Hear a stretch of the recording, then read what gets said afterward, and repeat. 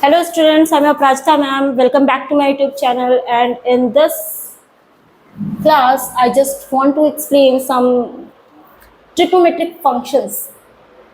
So trigonometric functions, and in class 10th what we have studied trigonometric ratios. अगर आपने मेरा पुराना video 10th का देखा हो तो उसमें क्या था, हमने सिर्फ p by h, b by h बस ट्रिग्नोमेट्री को कैसे डिफाइन किया था only in the first quadrant, but it's not in class 11th. In class 11th we study trigonometry as functions. That means यहाँ पे उसका डोमेन रेंज भी होगा, मतलब उसकी एक्स एक्सिस में इनफाइनाइट वैल्यूज होंगी, कैसे होंगी, क्या होंगी, हमें सारी आइडेंटिटीज 3 ही पड़ी थी और अब कम से कम हमें 28-30 आइडेंटिटीज तो पता ही होनी चाहिए, राइट? तो now in class 11th it's not that कि अगर हमें 3 आइडेंटिटीज से हमारा काम चल जाए और हम उसको सिर्फ पाइथागोरस से निकाल दें, तो it's not like that. So we will study trigonometric not as the ratio, we will study trigonometry as functions, because हम set relation chapter पढ़ के आ रहे हैं और वहाँ पे हमने functions पढ़े हैं कि what are functions. तो function की तरीके से मुझे trigonometry को देखना है, and I will start like a unit circle. तो unit circle means वो होता है जिसका radius 1 unit हो.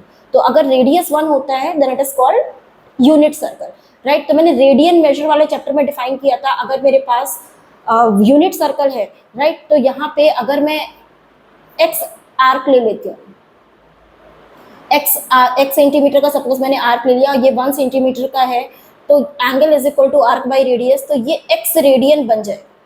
What is that? This is X radian, right. तो अगर मैं इस पॉइंट को ओरिजिन की तरह ट्रीट करूँ, दिस इज 0 0, तो अगर मैं यहाँ से एक परपेंडिकुलर ड्रॉप कर दूँ तो ये वैल्यू क्लास 10th पे जाना समझना. अगर ये this length is a and this is b, तो इसका कोऑर्डिनेट क्या हो जाएगा? a, b, right. एंड देखो हाइपोटेनस 1 है, क्योंकि मैंने यूनिट सर्कल लिया, ये 1 है तो डेफिनेटली ये भी क्या है? 1 है. तो क्लास 10th के पॉइंट ऑफ व्यू से जाना हमने, अगर cos x को डिफाइन करना तो cos x क्या होता है? Base upon hypotenuse. तो बेस मैंने यहाँ से यहाँ तक a लिया हुआ है एंड हाइपोटेनस 1, तो बेस अपॉन हाइपोटेनस करोगे, दिस इज a by 1. तो cos x की वैल्यू क्या आ गई? a. Similarly perpendicular upon hypotenuse करोगे तो sin x आएगा p by h से, यानी कि b by 1 आ जाएगा, b by 1, राइट. तो sin x की वैल्यू क्या आ गई? b. अब ध्यान देना, यहाँ से बहुत इंपॉर्टेंट पॉइंट आएगा. तो ये जो पॉइंट होगा, इस a, b को मैं क्या लिख सकती हूँ? cos x, sin x, because when I will derive the identities, then I will take the points on the unit circle and I will take base as cos x and the perpendicular values as sin x. तो ये जो a है वो base है और जो b है that is perpendicular value, right. तो जब मैं इसको डिराइव करूंगी तो हम हमेशा, यानी कि यूनिट सर्कल में कोई भी पॉइंट अगर हम लेते हैं, कोई भी पॉइंट का अगर मुझे कोऑर्डिनेट लिखना है तो मैं उसको cos x और sin x लिख सकती हूँ. Angle should be anti clockwise from the positive x axis, right. तो हम उस पॉइंट को क्या लिख सकते हैं? cos x और sin x, राइट. तो अब x आर्क लेंथ होनी चाहिए और वो यूनिट सर्कल होना चाहिए. और ये चीज हमने फिजिक्स में भी देखी है, जो बेस कंपोनेंट होता है वो cos थीटा होता है, जो परपेंडिकुलर, यानी कि जो परपेंडिकुलर वाला कंपोनेंट होता है वो sin थीटा होता है. तो b is your sin x, ठीक, and this is your cos x. अब यहाँ से देखो कितनी इंटरेस्टिंग चीज आती है, ध्यान से समझना. मैं क्लास 10th की आइडेंटिटी को अलग तरीके से डिराइव कर रही हूँ. यहाँ पे ये पाइथागोरस थ्योरम अगर तुम लगा दो तो यहाँ से क्या आ जाएगा? a square plus b square is equal to 1 आ रहा है इस ट्रायंगल से. इस ट्रायंगल में पाइथागोरस लगा दो और a की वैल्यू मैंने क्या निकाली है? cos x. तो cos स्क्वायर x और b को sin x निकाला है, तो cos square x plus sin square x is equal to 1. ये प्रूफ हो गया इस तरीके से. इसको हम p by h, b by h से भी प्रूफ करते थे 10th में, लेकिन ये मैंने तुमको यूनिट सर्कल से प्रूफ करके दिखाया है. How you can prove that sin square x plus cos square is equal to 1 just by using the unit circle method, right. तो दिस इज द थिंग. तो ट्रिग्नोमेट्रिक को हमें ऐसा फंक्शन की तरह ट्रीट करना है. फिर बात आती है साइन ऑफ ट्रिग्नोमेट्रिक कि हमें साइन कैसे कंसीडर करने हैं, कब ये इंक्रीज कर रहा है, डिक्रीज कर रहा है. तो मैं आपको एनसीईआरटी में शो कर देती हूँ यहाँ पे, जैसे कि ये ट्रिग्नोमेट्रिक फंक्शन मैंने तुम्हें यही वाली चीज एक्सप्लेन की थी. अगर ये a और b है तो कैसे तुम इसको sin square x plus cos square x is equal to 1 prove कर सकते हो. अब देखो यहाँ पे ये वैल्यू दी है, तो इसी चीज को जस्ट समझने की कोशिश करना, राइट. क्योंकि साइन 0 0 क्यों होता है, कोई पूछ ले, why sine 0 is 0 and why cos 90 is 0. तो देखो ध्यान देना कि ये वाला जो पॉइंट मैंने निकाला था यूनिट सर्कल पे, अगर हम कोई भी पॉइंट लेते हैं तो दैट पॉइंट इज, तो अगर मैं वो पॉइंट यहाँ पे ले लूँ तो ये भी क्या हो जाएगा?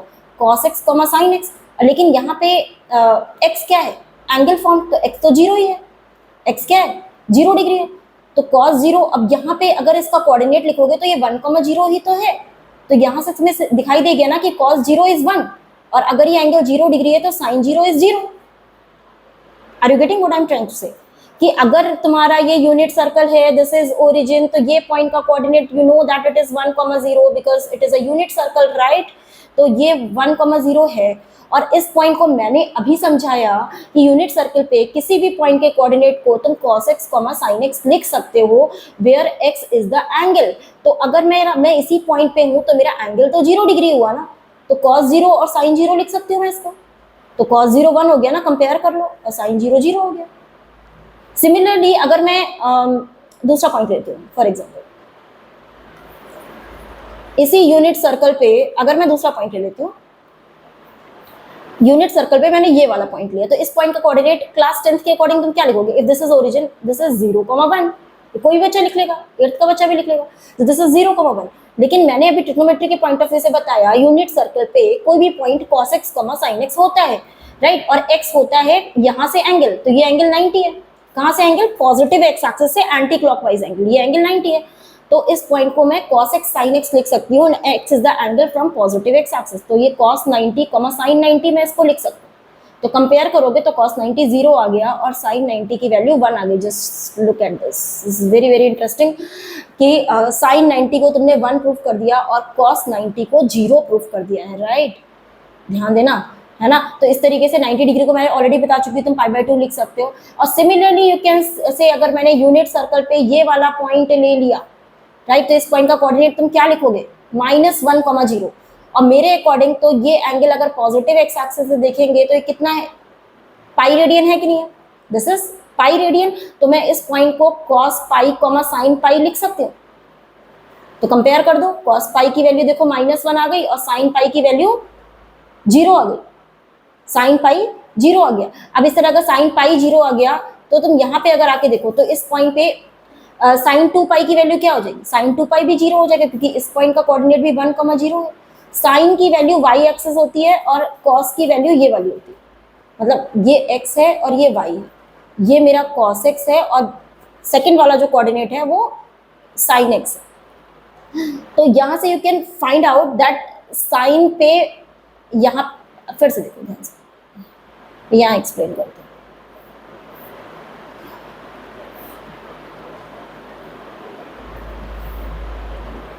Right, this is your circle, this is a unit circle, तो ये पॉइंट हो गया 1,0, this is 0,1, this is -1,0 and this is your what 0,-1, we all know this thing.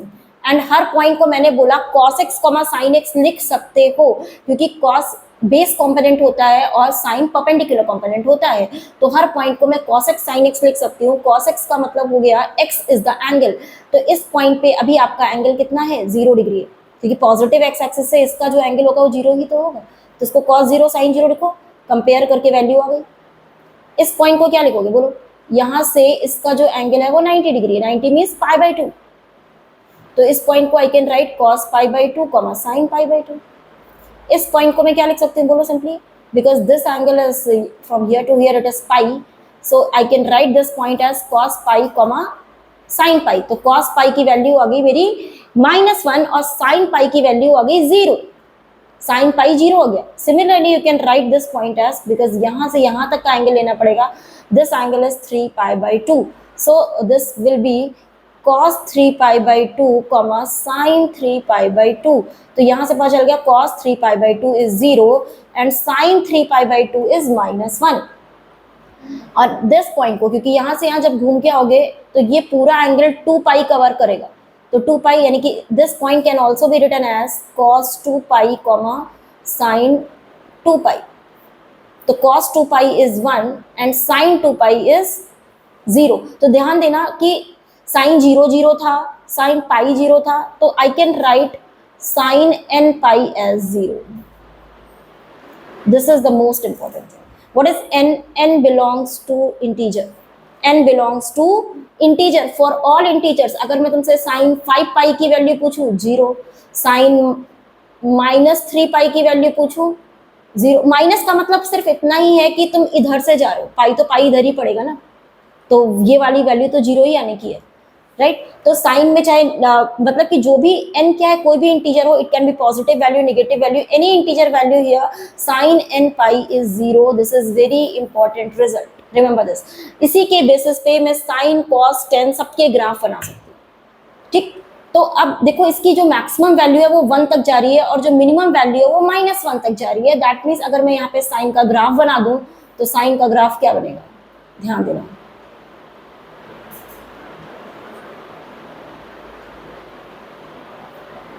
तो साइन का जो ग्राफ बन रहा है, मैं देख रही हूँ इसकी मैक्सिमम वैल्यू 1 पे जा रही है, मिनिमम वैल्यू -1 जा रही है, साइन 0 0 होता है एंड ये वैल्यू क्या है, 1 है। तो this is pi, this is 2 pi, this is 3 pi, this is -pi -2 pi, right. तो you can see that at n pi, तो साइन n पाई इज 0। तो यहाँ से y एक्सेस से you find the value of the function, है ना। तो function की जो वैल्यू होती है वही y की वैल्यू होती है, y axis is fx and this is your x axis. तो x जो होता है that is the domain, that is the domain of the function. तो डोमेन तो x का कुछ भी, क्योंकि तुम x की कुछ भी वैल्यू ले सकते हो, तो डोमेन इसका हो गया all real numbers, that means it is from -infinity to +infinity, right? And but the range is you can see that the function is from -1 to 1 only. The range is from -1 to 1 and both are included. तो this is the range. तो cos x sin x का जो graph है वो मैंने unit circle से क्यों ऐसा बना, मैंने ये भी डिफाइन किया है, just mind it, okay. Similarly you can सी कि cos की वैल्यूज कब जीरो हो रही हैं, cos की वैल्यू यहाँ पे जीरो हो रही है, ध्यान देना। cos जीरो कहाँ पे हो रहा है, यहाँ पे जीरो हो रहा है। पहला पॉइंट जो x का है वो cos x है, तो cos 90 पे जीरो हो रहा है, cos 3 पाई बाई 2 पे जीरो हो रहा है, cos 5 पाई बाई 2 पे भी जीरो होगा अगर घुमाते चले जाओ। तो that means I can say simply कि cos इज जीरो, तो cos x is equal to zero when x is equal to odd multiple, odd number को हम 2n+1 लिखते हैं, तो odd multiple of pi by 2, n belongs to integer. तो अगर तुम n को फॉर एग्जांपल अगर तुमने n को 0 पुट कर दिया तो it is cos 90 that is 0, cos को n को 1 पुट कर दिया तो cos 3 pi by 2 that is 0, cos 5 pi by 2 is 0, cos minus pi by 2 is also 0, -3 pi by 2 is 0, ठीक, राइट।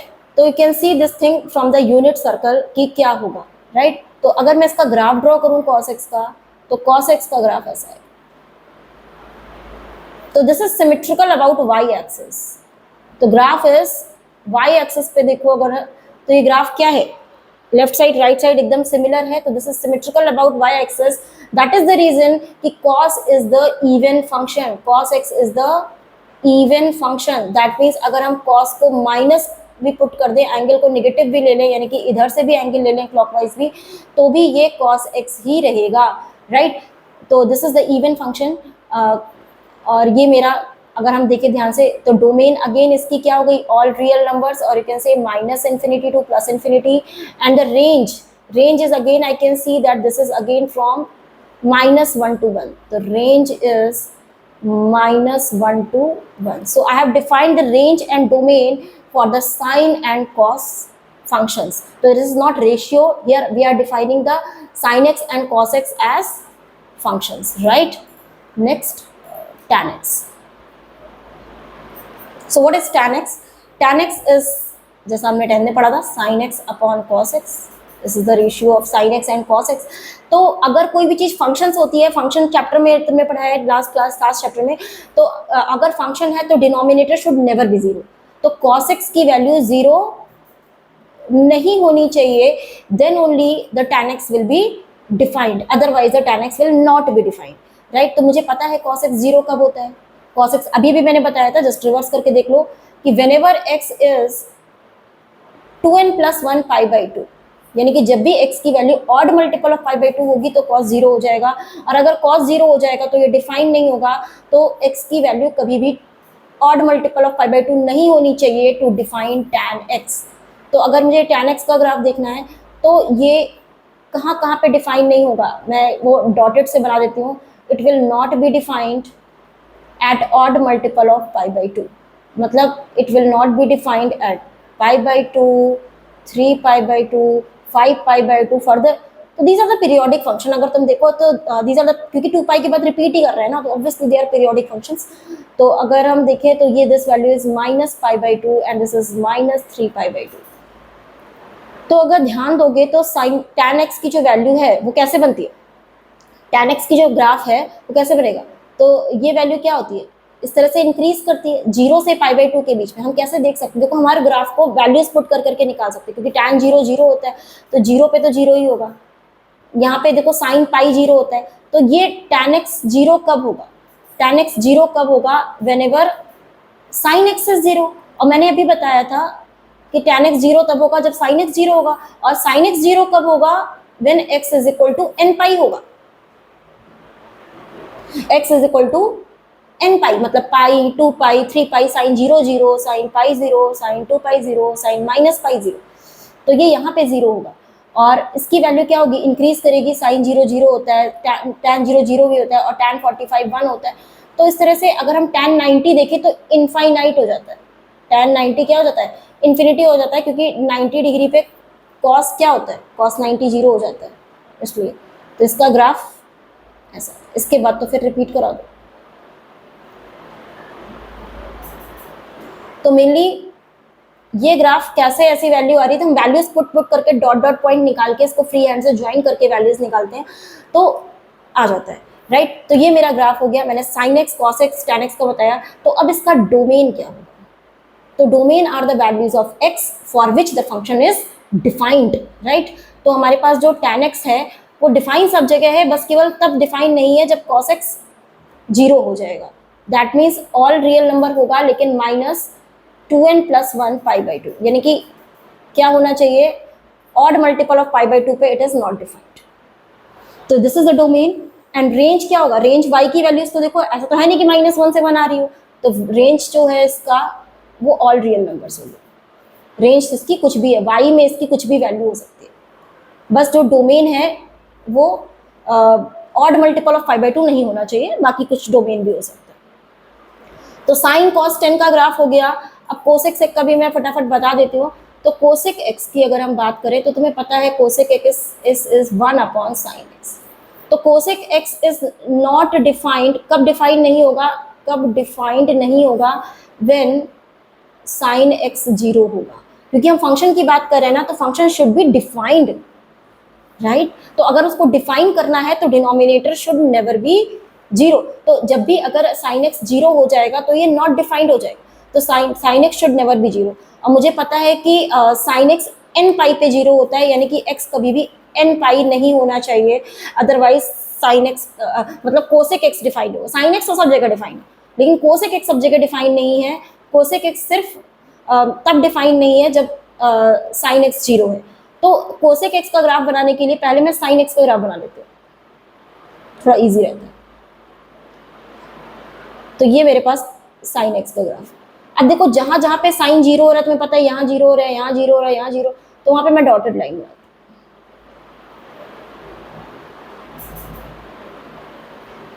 क्योंकि जहां जहां पे ये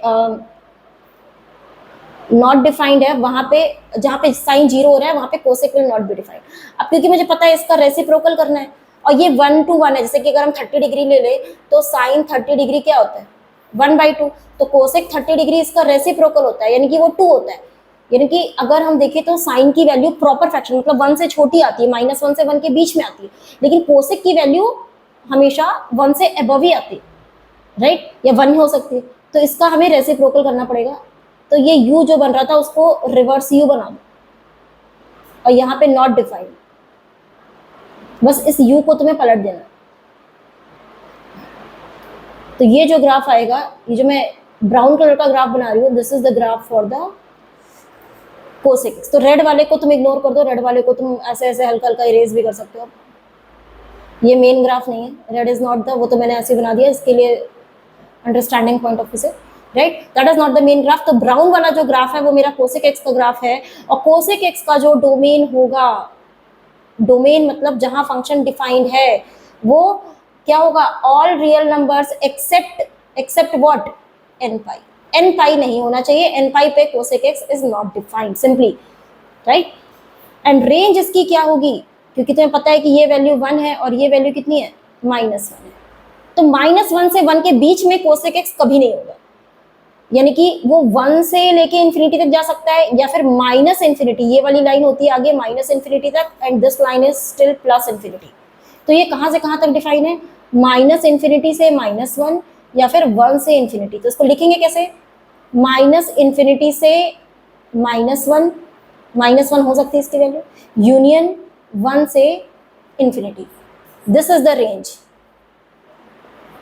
this is the range. All right, thank you.